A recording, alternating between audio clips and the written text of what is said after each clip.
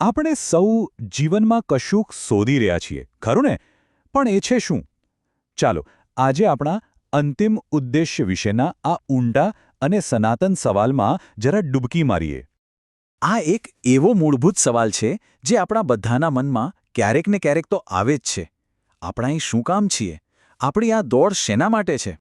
અને આનો જવાબ નવાઈ લાગે એવો પણ એકદમ સરળ અને સાર્વત્રિક છે. સુખની શોધ. દુનિયાનો કોઈ પણ જીવ હોય, કોઈ પણ હાલતમાં હોય, એને બસ આનંદ અને શાંતિ જોઈએ છે. બાકી બધી જ ગોઠવણ, બધી જ મહેનત બસ આ એક જ લક્ષ્ય માટે હોય છે. પણ જો દરેક જણ સુખી થવા જ માંગે જ છે તો પછી સુખ આટલું મુશ્કેલ કેમ લાગે છે? કદાચ આપણે ખોટી જગ્યાએ શોધી રહ્યા છીએ. જો મંઝિલ સુખની હોય તો પહેલાં એ તો જાણવું પડે ને કે સુખ છે ક્યાં? આપણે સામાન્ય રીતે 5 જગ્યાએ સુખ શોધવાની ભૂલ કરીએ છીએ, પણ ત્યાં સાચું અને કાયમી સુખ મળતું જ નથી. ચાલો આજે આ 5 ભ્રમણાઓને એક પછી એક તોડીએ. સૌથી પહેલું, આપણે એવું માનીએ છીએ કે સુખ આપણી સંપત્તિમાં, આપણી વસ્તુઓમાં છે. આપણે લાગે છે કે જો તિજોરી ભરેલી હશે કે મોંઘી ગાડી હશે તો આપણે સુખી થઈ જઈશું. પણ પેલી જૂની વાર્તા યાદ છે ને? એક રાજા હતો જેને વરદાન હતું કે જે પણ અડકે એ સોનું બની જાય. પણ થયું એવું કે એનું ખાવાનું, એના પ્રિયજનો બધું સોનું બની ગયું. જે વસ્તુઓ સુખ આપવાની હતી એ જ એના માટે બંધન બની ગઈ. સંપત્તિ ક્યારેક જેલ પણ બની શકે છે. સારું, તો વસ્તુઓમાં સુખ નથી તો પછી સંબંધોમાં હશે. આપણે આપણું બધું જ સુખ આપણા પરિવાર, જીવનસાથી અને મિત્રો પર નાખી દઈએ છીએ. આપણને લાગે છે કે સંબંધો આપણને હૂંફ અને ટેકો આપશે. પણ એક વાર્તા છે. એક વિધવા તેના પતિની કબર પર પંખો નાખી રહી હતી. લોકોને લાગ્યું કે એને કેટલો પ્રેમ છે. પણ હકીકત એ હતી કે એ કબરની માટી સૂકવી રહી હતી જેથી એ જલ્દી બીજા લગ્ન કરી શકે. આ એ બતાવે છે કે ઘણીવાર સંબંધો પ્રેમ પર નહીં પણ સ્વાર્થ પર ટકેલા હોય છે. અને જ્યાં સ્વાર્થ હોય ત્યાં સાચું સુખ ક્યાંથી મળે? તો પછી સત્તા અને પદમાં સુખ હશે? આપણે એની પાછળ પણ ભાગીએ છીએ. એવું માનીને કે જો આપણી પાસે કંટ્રોલ અને ઊંચો હોદ્દો હશે તો આપણને સંતોષ મળશે. આપણને લાગે છે કે જો આપણી પાસે પાવર હોય તો આપણે બધું જ બદલી શકીએ છીએ. એક માણસ દુનિયા સુધારવા નીકળ્યો. ત્યારે કોઈકે એને કહ્યું, ભાઈ દુનિયા પછી સુધારજો, પહેલાં તમારો પોતાનો શર્ટ તો સીધો પહેરી લો. આ વાત બહુ ઊંડી છે. આપણે દુનિયા પર કાબૂ મેળવવા માંગીએ છીએ પણ આપણી પોતાની જાત પર જ કાબૂ નથી હોતો. પછી આવે છે માન સન્માન અને વખાણની ભૂખ. આપણને લાગે છે કે જો લોકો આપણને માન આપશે, આપણી વાહવાહી કરશે તો આપણને બહુ આનંદ મળશે. પણ આ પ્રકારનું સુખ બહુ જ ક્ષણિક હોય છે. કારણ કે લોકો તમારો આદર નથી કરતા, તમારી સફળતાના પ્રતીકોનો કરે છે. એક કવિ ફાટેલા કપડામાં રાજદરબારમાં ગયો તો એને કાઢી મૂકવામાં આવ્યો. પણ એ જ કવિ જ્યારે શાહી પોશાકમાં પાછો આવ્યો તો એનું ભવ્ય સ્વાગત થયું. ત્યારે કવિને સમજાયું કે આ માન એનું નહીં, એના કપડાનું છે. અને છેલ્લે 5મી જગ્યા જ્યાં આપણે સુખ શોધીએ છીએ, આપણું શરીર, આપણી યુવાની, આપણી સુંદરતા અને આપણું સ્વાસ્થ્ય. આપણે શરીરને જ જીવનનો આધાર માનીને જીવીએ છીએ. પણ શરીર તો સતત બદલાતું રહે છે. એક રાજકુમારને જ્યારે માથામાં પહેલો સફેદ વાળ દેખાયો તો એને લાગ્યું કે જાણે મૃત્યુનો સંદેશો આવ્યો છે. એને સમજાયું કે યુવાની તો એક મહેમાન છે, આજે છે ને કાલે નથી. જે વસ્તુ પોતે જ સ્થિર નથી એ કાયમી શાંતિનો આધાર કઈ રીતે બની શકે? તો જો સુખ આ 5માંથી એક પણ જગ્યાએ નથી તો શું આપણે જીવનને સમજવામાં જ કોઈ મોટી ભૂલ કરી રહ્યા છીએ? શું આપણી દિશા જ ખોટી છે? સત્ય એ છે કે આપણે એક સાથે 2 જીવન જીવી રહ્યા છીએ, પણ આપણું ધ્યાન ફક્ત એક પર જ છે.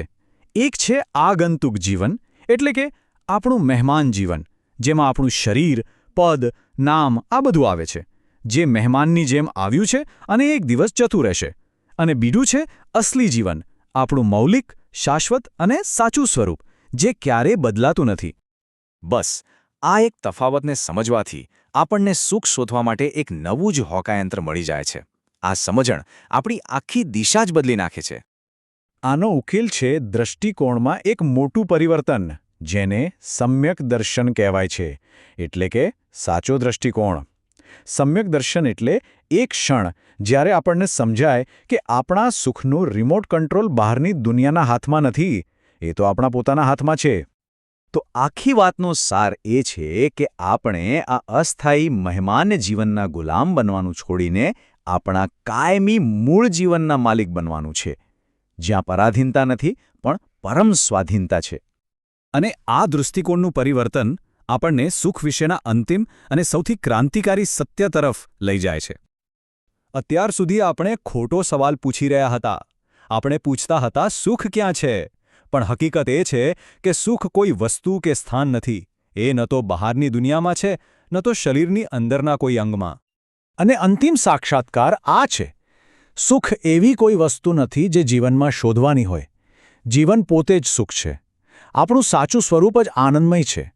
જ્યારે આપણે આપણા એ મૂળ સ્વ સાથે જોડાઈએ છીએ ત્યારે સમજાય છે કે જીવન પોતે જ પરમાત્માનું સ્વરૂપ છે અને પરમાત્મા આનંદનો સ્ત્રોત છે. એટલે કે જીવન સ્વયં સુખ છે. તો આ આખી ચર્ચા આપણને એક અંતિમ અને વિચાર કરવા જેવા પ્રશ્ન પર લાવીને મૂકે છે. આપણે આપણી શક્તિ, આપણો સમય કયા જીવન પાછળ ખર્ચી રહ્યા છીએ? એ નાશવંત, આગંતુક જીવન પાછળ કે પછી એ શાશ્વત, અસલી જીવન પાછળ? નમસ્કાર. ક્યારે એવો વિચાર આવ્યો છે કે આપણા જીવનના મોટાભાગના દુઃખો, આપણી ચિંતાઓ એ બધાનું મૂળ કદાચ એક જ જગ્યાએ હોય? આજે આપણે એ જ મૂળભૂત ગેરસમજને ખોલવાના છીએ જે જીવન શબ્દની આપણી પોતાની વ્યાખ્યામાં જ છુપાયેલી છે. જરા વિચાર કરો આ વાત પર. જો એવું બને કે જે વસ્તુને આપણે મારું જીવન કહીને છાતી સરસું વળગાડી રાખ્યું છે એ જ આપણી બધી પીડાનું, બધા સંઘર્ષનું કારણ હોય તો? આ એક સવાલ નથી, આજના આખા વિશ્લેષણનો આ જ પાયો છે. તો આપણે બધા જીવનમાં શું શોધીએ છીએ? સુખ, શાંતિ, કોઈક હેતુ. પણ શું આપણે ક્યારેય રોકાઈને એ તપાસ્યું છે કે આપણે જેને જીવન કહીએ છીએ એ ખરેખર છે શું? કારણ કે સાચું કહું તો જો પાયો જ ખોટો હોય તો એના પર બનેલી ઇમારત ગમે તેટલી સુંદર દેખાય એ લાંબો સમય ટકી શકે નહીં. સામાન્ય રીતે કોઈને પૂછીએ કે જીવન એટલે શું તો જવાબ શું મળે? સારી કારકિર્દી, સમાજમાં એક સ્ટેટસ, ઘણા બધા પૈસા, દેશ-વિદેશની મુસાફરી, સારા સંબંધો. બરાબર? પણ ચાલો પ્રમાણિકતાથી જોઈએ કે આ બધું મેળવવાની દોડમાં આપણને અનુભવ શેનો થાય છે? કારકિર્દીની ચિંતા, પૈસા હોવા છતાં એક ખાલીપો, બધું ફરી લીધા પછી પણ એક અસંતોષ, અને સંબંધોમાં ખુશીને બદલે એકબીજા પરની નિર્ભરતા. આ એક એવો સંઘર્ષ છે જે આપણે સતત અધૂરું જ અનુભવીએ છીએ. તો આ બધા પરથી જીવનની એક સામાન્ય પણ ખૂબ જ ખામીવાળી વ્યાખ્યા બને છે. જીવન એટલે શું? તો કે એવી વસ્તુઓનો સંગ્રહ જે બહારથી આવે છે, થોડા સમય માટે આપણી સાથે જોડાય છે અને પછી ગમે ત્યારે આપણને છોડીને જતી પણ રહી શકે છે. આજે આપણે આ જ વ્યાખ્યાનું, જેને આપણે સાચી માની બેઠા છીએ, તેનું જ પોસ્ટમોર્ટમ કરવાના છીએ. તો સવાલ એ છે કે જો આ સામાન્ય વ્યાખ્યા ખોટી છે તો પછી સાચું શું? ચાલો આ ગેરસમજને તોડવા માટે એક બહુ જ સચોટ વિચાર પ્રયોગ કરીએ. આ પ્રશ્નને બરાબર સમજજો. શું કોઈ એવી વસ્તુ, વ્યક્તિ કે પરિસ્થિતિ જે આજે છે અને કાલે નથી, એ ખરેખર આપણું જીવન હોઈ શકે? શું સાચું જીવન ક્યારે આપણાથી છીનવાઈ શકે? ચાલો આને એક વાર્તાથી સમજીએ. એક એવા વ્યક્તિની કલ્પના કરો જેની પાસે એ બધું જ હતું જેને આપણે એક સફળ જીવન કહીએ. એક શાનદાર ઘર, ખૂબ પ્રેમ કરતો પરિવાર, બેંકમાં કરોડો રૂપિયા, ગાડીઓ, બંગલા, ટૂંકમાં બહારથી જુઓ તો એકદમ પરફેક્ટ લાઈફ. પણ એ વાર્તામાં એક ટ્વિસ્ટ છે. જે વ્યક્તિ આ બધાની વચ્ચે હતો, જે આ બધાનો માલિક હતો, એ વ્યક્તિનું અવસાન થઈ ગયું છે. હવે અહીંયા જ અસલી સવાલ ઊભો થાય છે. ઘર ત્યાંનું ત્યાં જ છે, પરિવાર પણ છે, બેંક બેલેન્સ પણ એટલું જ છે. જેને આપણે જીવન કહેતા હતા એ બધી જ વસ્તુઓ હાજર છે, પણ જીવન જતું રહ્યું છે. તો પછી ખરેખર જીવન શું છે? આ વાર્તા આપણને આપણી આખી માન્યતા પર સવાલ ઉઠાવવા મજબૂર કરે છે. અને આ જ આપણને એક ખૂબ જ મહત્વના સિદ્ધાંત પર લાવે છે. જે કંઈ પણ આપણાથી અલગ થઈ શકે છે, પછી એ પૈસા હોય, પદ હોય કે સંબંધો, તે આપણું સાચું જીવન નથી. એ જીવનનો એક ભાગ હોઈ શકે, પણ જીવન પોતે નહીં. આ એક નવી સમજનો પાયાનો પથ્થર છે. ઓકે, તો આપણે એ તો સમજ્યા કે જે વસ્તુઓ છૂટી શકે એ જીવન નથી. પણ આ સમજ આપણા રોજિંદા અનુભવને કેવી રીતે બદલે છે? હવે આપણો સવાલ એ નથી કે જીવન શું છે, પણ એ છે કે આપણે જીવનનો અનુભવ કેવી રીતે કરીએ છીએ. અને આ આપણો આગળનો સૌથી મહત્વનો પ્રશ્ન છે. આપણો જીવનનો અનુભવ કેવો છે? શું આપણે એને એક સંપૂર્ણ અખંડ વસ્તુ તરીકે અનુભવીએ છીએ કે પછી નાના નાના ટુકડાઓમાં વહેંચીને જીવીએ છીએ? આ તફાવતને સમજવા માટે એક રાજા અને એક સંતનું ઉદાહરણ લઈએ. રાજાનું જીવન કેવું હોય? ટુકડાઓમાં વહેંચાયેલું. જ્યારે એ રાજમહેલમાં હોય ત્યારે પરિવારથી દૂર હોય છે. પરિવાર સાથે હોય ત્યારે રાજ્યની ચિંતા હોય છે. એનો અનુભવ હંમેશા અધૂરો રહે છે, કારણ કે એક સમયે એ જીવનના એક જ ભાગને જીવી શકે છે. એની સામે એક સંતનું જીવન કેવું છે? સંપૂર્ણ, અખંડ. એ જ્યાં પણ હોય, જે પણ કરતો હોય, એ સંપૂર્ણ રીતે ત્યાં જ હોય છે. એનું જીવન ટુકડાઓમાં નથી, એટલે એ હંમેશા સંતુષ્ટ અને પૂર્ણ રહે છે. અને આ ટુકડે ટુકડે જીવવાનું પરિણામ શું આવે છે? અધૂરપ, એક સતત ખાલીપો. આપણે ક્યારેય સંપૂર્ણ સંતોષ અનુભવી જ નથી શકતા, કારણ કે જ્યારે આપણું જીવન જ વિભાજિત હોય તો આપણો અનુભવ પણ અધૂરો જ રહેવાનો, અને અધૂરા અનુભવમાંથી ક્યારેય સાચો, પૂર્ણ આનંદ મળી શકે નહીં. હવે જીવનને આ રીતે ટુકડાઓમાં જોવાની જે આપણી આદત છે, એની સૌથી મોટી અને ખરાબ અસર ક્યાં પડે છે ખબર છે? આપણા આધ્યાત્મિક જીવન પર, ધર્મ વિશેના આપણા દૃષ્ટિકોણ પર. આપણે શું કરીએ છીએ? કારણ કે આપણું જીવન નોકરી, પરિવાર, મિત્રો જેવા ટુકડાઓમાં વહેંચાયેલું છે, આપણે ધર્મને પણ એવો જ એક ટુકડો બનાવી દઈએ છીએ. એ આપણા માટે એક અલગ એક્ટિવિટી છે. રવિવારે મંદિરે જવાનું કે પછી દિવસમાં 10 મિનિટ પૂજા કરવાની. એ કામ પત્યું એટલે ધર્મ પૂરો, પછી એને બાજુ પર મૂકીને પાછા બીજા ટુકડાઓ જીવવા લાગીએ છીએ. અને આ વાત બરાબર ગાંઠ બાંધી લેવા જેવી છે. જ્યાં સુધી આપણી જીવનની વ્યાખ્યા જ ખોટી રહેશે, ત્યાં સુધી ધર્મ એટલે કે સાચું જીવન આપણને હંમેશા એક બોજ, એક અવરોધ જેવો જ લાગશે. એ આપણને આનંદનો સ્ત્રોત નહીં, પણ એક વધારાનું કામ લાગશે. પણ અહીંયા એક એવો ક્રાંતિકારી વિચાર આવે છે જે આખી બાજી પલટી નાખે છે. શું થાય જો ધર્મ જીવનનો એક ભાગ ન હોય, પણ ધર્મ એ જ જીવન હોય તો? જો આધ્યાત્મિકતા કોઈ પ્રવૃત્તિ ન હોય, પણ આપણું અસ્તિત્વ જ હોય તો?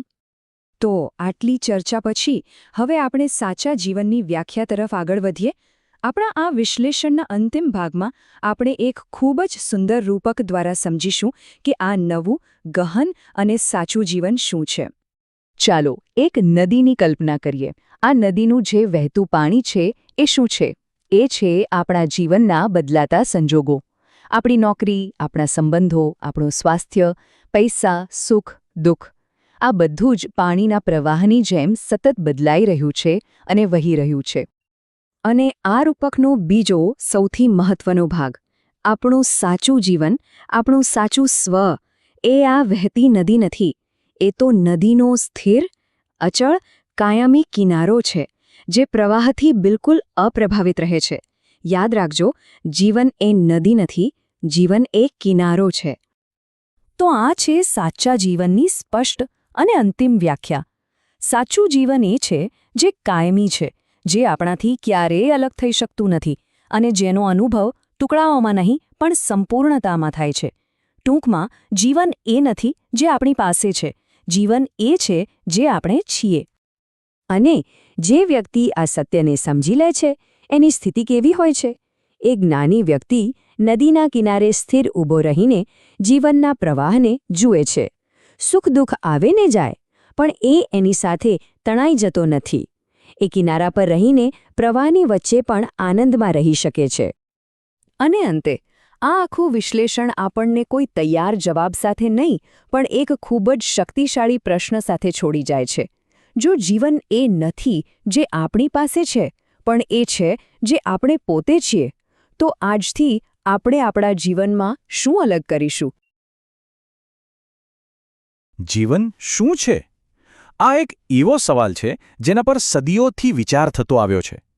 શું જીવન આપણી અંદર છે કે પછી આપણી બહાર છે? અથવા શું આપણે પોતે જ જીવન છીએ? ચાલો આજે આ ગૂંચવણને એક બહુ સુંદર અને સરળ વાર્તાથી સમજવાની કોશિશ કરીએ. વિચારો, આટલો ગહન પ્રશ્ન કોણે પૂછ્યો હશે? કોઈ મહાન ફિલોસોફરે? કોઈ સંતે? ના, આ સવાલ પૂછ્યો હતો એક નાનકડી માછલીએ. પણ કોને પૂછ્યો અને ક્યાં રહીને પૂછ્યો, એમાં જ આખી વાતનો સાર છુપાયેલો છે. હા, બિલકુલ. એક નાની માછલી જે મહાસાગરમાં જ રહેતી હતી એણે એક મોટી માછલીને જઈને પૂછ્યું, મેં મહાસાગર વિશે બહુ સાંભળ્યું છે કે એ કેટલો વિરાટ છે, કેટલો શક્તિશાળી છે, પણ આખરે આ મહાસાગર છે ક્યાં? હવે જુઓ, આ કેટલી મજાની વાત છે. માછલી જે મહાસાગરને શોધી રહી છે એ તો એની અંદર જ જીવી રહી છે, એનાથી જ ઘેરાયેલી છે. સાચું કહું તો આપણી હાલત પણ કંઈક આવી જ છે. આપણે પણ જીવનનો અર્થ, જીવનનો આનંદ એવી રીતે શોધીએ છીએ જાણે આપણાથી અલગ ક્યાંક બહાર પડેલી કોઈ વસ્તુ હોય. અને આ જ આપણી મૂળભૂત સમસ્યા છે. આપણે જીવનમાં એટલા બધા ડૂબેલા છીએ, એટલા બધા એમાં ઓતપ્રોત છીએ કે આપણે એને ઓળખી જ નથી શકતા. જે જીવનના આધારે આપણે જીવીએ છીએ, જે આપણી બધી શક્તિઓનો સ્ત્રોત છે, એ ખરેખર શું છે એ જ આપણને ખબર નથી. અને એટલે જ આપણે એને ખોટી જગ્યાએ બહારની દુનિયામાં શોધવા નીકળી પડીએ છીએ. અહીં એક બહુ સીધો સાદો નિયમ કામ કરે છે. આપણે જેને જીવન માનીશું, આપણી બધી જ શક્તિઓ એને મેળવવામાં જ લાગી જશે. જો આપણે માની લઈએ કે જીવન તો બંગલામાં, ગાડીમાં, પદ પ્રતિષ્ઠામાં કે પછી લોકો આપણા વિશે શું વિચારે છે એમાં છે, તો આપણી બધી જ ઊર્જા એને મેળવવા અને ટકાવી રાખવામાં જ ખર્ચાઈ જશે. અને મજાની વાત એ છે કે આ બાહ્ય વસ્તુઓ પર ખર્ચાયેલી ઊર્જા આપણને પોષણ નથી આપતી, પણ અંદરથી આપણું શોષણ કરે છે, આપણને ખોખલા બનાવે છે. અહીંયા તમે જુઓ, બે પ્રકારના જીવન વચ્ચેનો તફાવત કેટલો સ્પષ્ટ છે. એક તરફ છે નકલી જીવન, જે હંમેશા બીજા પર આધાર રાખે છે. એની વ્યાખ્યા એનાથી થાય છે કે તમારી પાસે શું છે. બીજી તરફ છે સાચું જીવન, જે તમે શું છો એના પર ટકેલું છે. નકલી જીવનમાં તો કોઈ વ્યક્તિ ખુશ છે કે નહીં એનો આધાર પણ બીજાના અભિપ્રાય પર હોય છે. જાણે ખુશી કોઈ પોતાનો અનુભવ જ ના હોય, પણ બીજા લોકો પાસેથી મળેલા સર્ટિફિકેટનો સરવાળો હોય. તો પછી સવાલ એ થાય કે જ્યારે જીવનનો બધો જ આધાર બાહ્ય વસ્તુઓ પર હોય, ત્યારે એનું પરિણામ શું આવે? આ નકલી જીવનને જ સાચું માની લેવાની ભૂલના પરિણામો બહુ ગંભીર હોય છે. આ એક એવો ભ્રમ છે, એક એવું માયાજાળ છે જેમાં વ્યક્તિ ધીમે ધીમે એટલા બધા દેખાડા કરવા લાગે છે કે અજાણતા જ પોતાના અસલી સ્વરૂપનો નાશ કરી બેસે છે. એક બહુ સરસ વાર્તા છે એક શેઠની. એમનું આખું જીવન હું શેઠ છું, બસ આ એક જ ઓળખ પર ટકેલું હતું. એક દિવસ એ ઘરની બહાર નીકળ્યા અને લપસીને પડી ગયા. ધડામ દઈને અવાજ આવ્યો. ઘરમાંથી બધા દોડીને બહાર આવ્યા. પૂછ્યું, શેઠજી, શેનો અવાજ આવ્યો? હવે પોતાની પ્રતિષ્ઠા બચાવવા શેઠે કહ્યું, અરે કંઈ નહીં, મારી ટોપી પડી ગઈ. લોકોએ કહ્યું, પણ ટોપી પડવાથી થોડો આટલો મોટો અવાજ આવે? તો શેઠે તરત કહ્યું, અરે મારી લાકડી પણ પડી ગઈ હતી ને. પણ કોઈએ માન્યું નહીં, એટલે છેવટે શેઠે સ્વીકારવું પડ્યું, ખરું કહું તો એ બધાની અંદર હું પણ હતો. આપણે પણ કંઈક આવું જ કરીએ છીએ. આપણી બનાવેલી ખોટી છબીને બચાવવા માટે આવા જ પ્રયત્નો કરતા રહીએ છીએ.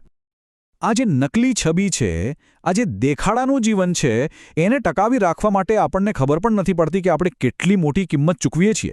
અને આ કિંમત મુખ્યત્વે 5 મોટા નુકસાનના રૂપમાં સામે આવે છે, જે આપણી આંતરિક, આધ્યાત્મિક શક્તિઓને સાવ નબળી પાડી દે છે.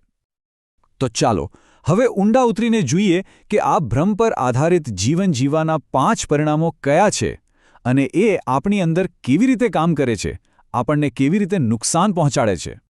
જુઓ, જ્યારે આપણું બધું જ ધ્યાન આપણી ખોટી છબીને બચાવવા પર હોય ને, ત્યારે આપણી અંદર રહેલી શ્રેષ્ઠ શક્તિઓ પણ ભ્રષ્ટ થઈ જાય છે. આપણું જ્ઞાન, આપણા કર્મો, આપણી વાણી, આપણું પુણ્ય અને આપણો અધ્યાત્મ, આ બધું જ એ નકલી જીવનની પૂજા કરવાનું એક સાધન બનીને રહી જાય છે. તો આ વાર્તાઓ પરથી મૂળ મુદ્દો શું સમજાય છે? એ જ કે દરેક કિસ્સામાં કોઈક શુદ્ધ, કોઈક પવિત્ર વસ્તુને વિકૃત કરીને એ નકલી હુંની સેવા કરવા માટે વાપરવામાં આવે છે. રોગહુપ્તે પોતાના અહંકારને બચાવવા માટે સત્ય સાથે છેડા કર્યા. દાતાએ દાન જેવી પવિત્ર ક્રિયા દ્વારા પોતાના અહંકારને પોષ્યો. પંડિતે જ્ઞાનને પ્રશંસા મેળવવાનું સાધન બનાવી દીધું. ભક્તે ભક્તિને ફોટો પડાવવા માટેનું પ્રદર્શન બનાવી દીધી. અને સાધકે તો મૌનને પણ પોતાની બળાઈનું કારણ બનાવી દીધું. તો હવે આ બધા ભ્રમમાંથી બહાર કેવી રીતે નીકળવું? આ બધી નકલી ઓળખોને હટાવીને આપણે આપણી વાસ્તવિકતા સુધી કેવી રીતે પહોંચી શકીએ? ચાલો હવે ઉકેલ તરફ આગળ વધીએ. એક રાજાની વાર્તા છે જે છેલ્લા 30 વર્ષથી એક જ પ્રશ્ન પૂછી રહ્યો હતો, હું કોણ છું? આખરે એક સંતને મળ્યો અને સંતે વચન આપ્યું કે હું તમને શાસ્ત્રોમાંથી જવાબ નહીં આપું, હું તમને સીધો અનુભવજન્ય જવાબ આપીશ. રાજાએ પણ સ્પષ્ટ કહ્યું, મારે ગીતા કે ઉપનિષદના શ્લોકો નથી સાંભળવા, મારે તો સીધો જવાબ જોઈએ જે હું અનુભવી શકું. સંતે ઓળખનું પહેલું પડ ઉતાર્યું. આપણું પદ કે આપણી ભૂમિકા એ આપણી સાચી ઓળખ નથી. એમણે રાજાને કહ્યું, આજે પ્રજા તમને માને છે એટલે તમે રાજા છો. કાલે જો એ પદ છીનવાઈ જાય તો તમે ભિખારી પણ બની શકો છો. પણ બંને સ્થિતિમાં તમે તો એના એ જ રહેશો. તો પછી રાજા એ તમારી સાચી ઓળખ કઈ રીતે હોઈ શકે? પછી સંતે બીજું પળ ઉતાર્યો. આપણી ઉંમર કે આપણા શારીરિક ગુણધર્મો એ પણ અસ્થાયી છે. એમણે રાજાને પૂછ્યું, જો 40 વર્ષની ઉંમર જ તમે હો તો શું 20 વર્ષે તમારું અસ્તિત્વ ન હતું અને 60 વર્ષે પણ તમે હશો જ? એનો મતલબ એ થયો કે ઉંમર પણ આપણી સાચી ઓળખ નથી. અને છેવટે સંતે અંતિમ સ્તર પણ દૂર કરી દીધું, આપણું નામ. નામ તો ફક્ત એક લેબલ છે, એક ઓળખ માટેનો સંકેત છે, એ આપણું મૂળભૂત સત્વ નથી. તેમણે સમજાવ્યું કે જો કોઈનું નામ બદલી દેવામાં આવે તો પણ એ વ્યક્તિ તો એનો એ જ રહે છે. તો પછી નામ આપણી સાચી ઓળખ કઈ રીતે હોઈ શકે? બસ આ અંતિમ પ્રશ્ન સાથે સંતે રાજાને છોડી દીધો. જવાબનો સાચો રસ્તો એ જોવામાં છે કે જ્યારે આ બધી જ બાહ્ય ઓળખો, પદ, ઉંમર, નામ બધું જ દૂર કરી દેવામાં આવે ત્યારે પાછળ શું બચે છે? સંતે કહ્યું, રાજન, બસ આ વિચારમાં ઊંડા ઉતરી જાઓ. એક એક વસ્તુને આ હું નથી કહીને છોડતા જાઓ અને છેલ્લે જે બાકી રહેશે તે જ તમારામાં રહેલા પરમાત્મા હશે. તો જ્યારે પદ, ઉંમર અને નામ જેવા બધા જ લેબલ હટી જાય છે ત્યારે પાછળ શું બાકી રહે છે? આત્મપૂછપરછની આ યાત્રા આપણને એક અંતિમ, એક બહુ જ શક્તિશાળી અનુભૂતિ તરફ લઈ જાય છે. સાચું જીવન બીજું કંઈ જ નથી, પણ આપણી એક કાયમી, મૌલિક હયાતી છે. એ ચેતના છે જે બધું બદલાયા પછી પણ એમની એમ જ રહે છે. જ્યાં સુધી આપણે આ જીવનને નથી જીવતા ત્યાં સુધી આપણે ખરેખર જીવ્યા જ નથી. આપણે તો ફક્ત એક આભાસમાં, એક ભ્રમમાં જીવીએ છીએ. એટલે વાતનો સાર એ છે કે જીવન આપણાથી બહાર પણ નથી કે જીવન આપણી અંદર પણ નથી. જીવન એ જ આપણું મૂળભૂત સ્વરૂપ છે અને જે જીવન છે તે જ પરમાત્મા છે, તે જ સાચું સુખ છે અને તે જ આનંદ છે. આ એક એવો વિચાર છે જે આપણી જોવાની દ્રષ્ટિમાં, આપણા જીવવાની રીતમાં ગહન પરિવર્તન લાવી શકે છે. આપ સૌનું સ્વાગત છે.